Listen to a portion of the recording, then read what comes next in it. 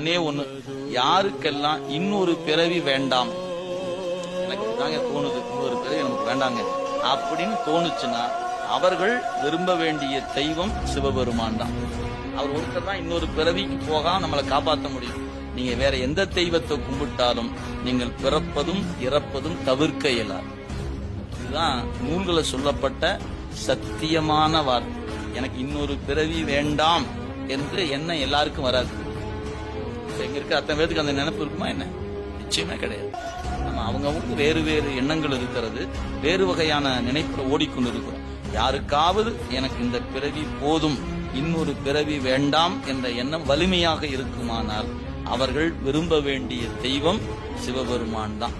சிவபெருமானை வணங்கினால் பிறவி துன்பம் தீரும். வேற எங்க வணங்கினாலும் பிறவி துன்பம் தீராது.